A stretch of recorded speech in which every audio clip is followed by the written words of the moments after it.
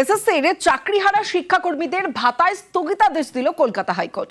26শে September পর্যন্ত ভাতা দিতে পারবে না রাজ্য সরকার, নির্দেশ কলকাতা হাইকোর্টের বিচারপতি অমৃতা সিনহার।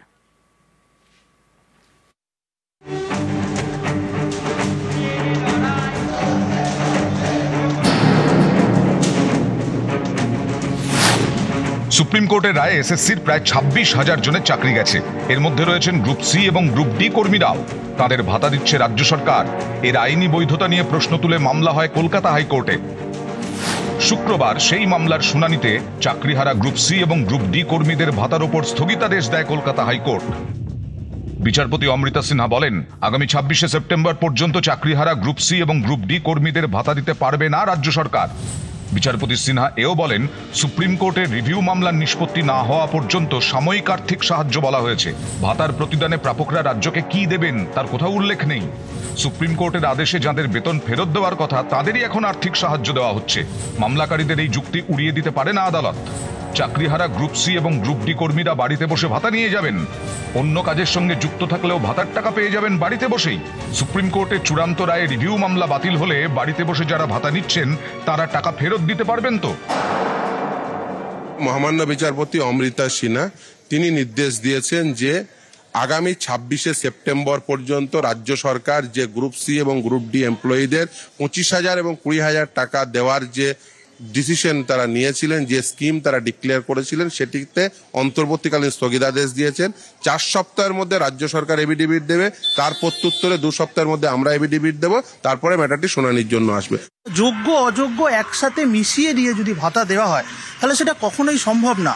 যাদেরকে 12% সুদের হারে টাকা ফেরত দিতে বলেছে, যারা পরীক্ষায় বসতে পারবে না বলেছে, তাদেরকে যদি পুনরায় টাকা দেওয়ার ব্যবস্থা করা হয় সেই রায় আটকাবে, এটা আমরা অনেক আগে থেকেই জানতাম। আপাতত আশার আলো কিছু দেখছি না এই মুহূর্তে দাঁড়িয়ে। ট্যাক্স পেয়ারের মানি এইভাবে দেওয়া যায় না, তাই কোর্টের যে সাময়িক অর্ডার ইন্টারিম স্টে, আমি বিরোধী দলনেতা হিসাবে একে ওয়েলকাম করছি। যদি ভাতা দিতেই হয় তাহলে 2016 সালে গ্রুপ সি ডিতে যতজন অ্যাডমিট কার্ড পেয়েছিল প্রত্যেকের ভাতা দেওয়া উচিত। কোর্ট ঠিকই বলেছে সরকারি টাকা এইভাবে দেওয়া যায় না। মানবিক মুখ্যমন্ত্রী গ্রুপ সি গ্রুপ ডি যারা সদ্য সুপ্রিম কোর্টের রায়ে চাকরি হারা, তাদের সংসার যাতে চলে মানবিক দিক থেকে একটা অন্তর্বর্তীকালীন রিলিফ দিচ্ছিলেন, সেটা আটকাতো কারা কোর্টে গেল? কারা চাকরি খাবো, অন্তর্বর্তীকালীন ভাতা পেতে দেবো না, বিপদে পাশে থাকবো না, লোককে কষ্ট দিয়ে চোখে জল ফেলে তাই নিয়ে বিরোধী রাজনীতি করব, এদেরকে চিনে রাখতে হবে। অর্ণব হাজরা, নিউজ 18 বাংলা।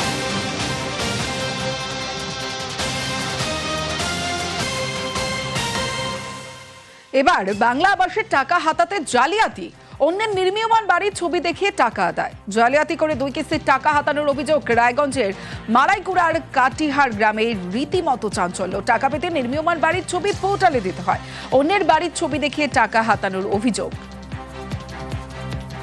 ঘর দেওয়া হয়নি, একটা ইট হলো না, ওনার গাঁথনি হলো না, ঘরটা পাস করলো কে? 2টা কিস্তি অলরেডি টাকা তুলে নিচ্ছে এরা। ভিডিওতে আমরা লিখিত দিয়েছি, ভিডিওকে বলো কোনো লাভ হচ্ছে না, কই আসে নাই তো। পরের ঘর দেখিয়ে টাকা তুলে দিল, এটা কোনো সম্ভব না? উনি খালি গরিব আছে আর গ্রামে গরিব নাই।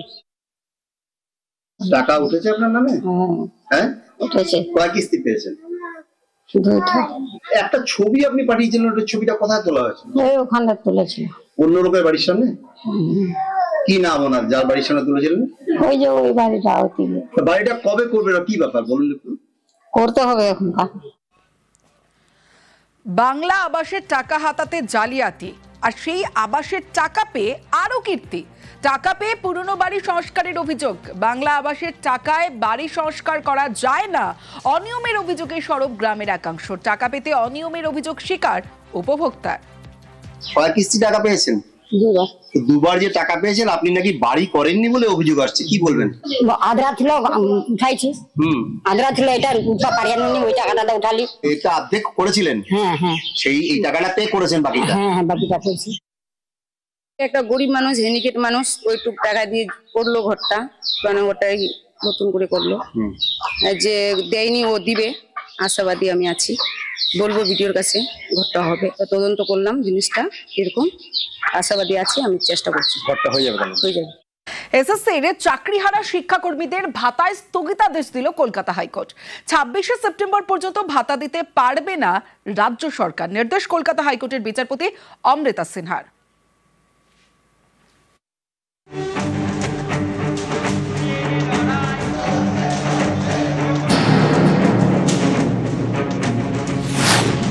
সুপ্রিম কোর্টের রায়ে এসএসসির প্রায় 26,000 জনের চাকরি গেছে।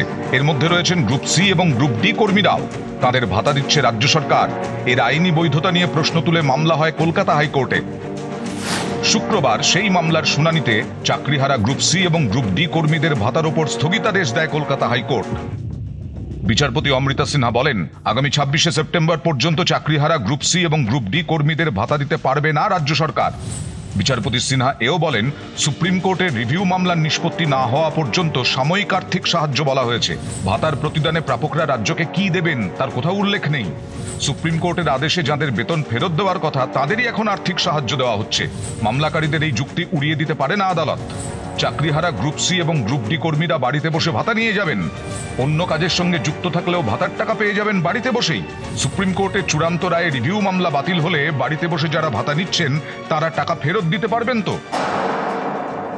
মহামান্য বিচারপতি অমৃতা সিনহা তিনি নির্দেশ দিয়েছেন যে আগামী 26শে সেপ্টেম্বর পর্যন্ত রাজ্য সরকার যে গ্রুপ সি এবং গ্রুপ ডি এমপ্লয়িদের 25,000 এবং 20,000 টাকা দেওয়ার যে ডিসিশন তারা নিয়েছিলেন, যে স্কিম তারা ডিক্লেয়ার করেছিলেন, সেটিতে অন্তর্বর্তীকালীন স্থগিতাদেশ দিয়েছেন। 4 সপ্তাহের মধ্যে রাজ্য সরকার এফিডেভিট দেবে, তার প্রত্যুত্তরে 2 সপ্তাহের মধ্যে আমরা এফিডেভিট দেবো, তারপরে ম্যাটারটি শুনানির জন্য আসবে। যোগ্য অযোগ্য একসাথে মিশিয়ে দিয়ে যদি ভাতা দেওয়া হয় তাহলে সেটা কখনোই সম্ভব না। যাদেরকে 12% সুদের হারে টাকা ফেরত দিতে বলেছে, যারা পরীক্ষায় বসতে পারবে না বলেছে, তাদেরকে যদি পুনরায় টাকা দেওয়ার ব্যবস্থা করা হয় সেই রায় আটকাবে, এটা আমরা অনেক আগে থেকেই জানতাম। আপাতত আশার আলো কিছু দেখছি না এই মুহূর্তে দাঁড়িয়ে। ট্যাক্স পেয়ারের মানি এইভাবে দেওয়া যায় না, তাই কোর্টের যে সাময়িক অর্ডার ইন্টারিম স্টে, আমি বিরোধী দলনেতা হিসাবে একে ওয়েলকাম করছি। যদি ভাতা দিতেই হয় তাহলে 2016 সালে গ্রুপ সি ডি তে যতজন অ্যাডমিট কার্ড পেয়েছিল প্রত্যেকের ভাতা দেওয়া উচিত। কোর্ট ঠিকই বলেছে, সরকারি টাকা এইভাবে দেওয়া যায় না। মানবিক মুখ্যমন্ত্রী গ্রুপ সি গ্রুপ ডি যারা সদ্য সুপ্রিম কোর্টের রায়ে চাকরি হারা, তাদের সংসার যাতে চলে মানবিক দিক থেকে একটা অন্তর্বর্তীকালীন রিলিফ দিচ্ছিলেন, সেটা আটকাতো কারা কোর্টে গেল, কারা চাকরি খাবো, অন্তর্বর্তীকালীন ভাতা পেতে দেবো না, বিপদে পাশে থাকবো না, লোককে কষ্ট দিয়ে চোখে জল ফেলে তাই নিয়ে বিরোধী রাজনীতি করব, এদেরকে চিনে রাখতে হবে। অর্ণব হাজরা, নিউজ 18 বাংলা।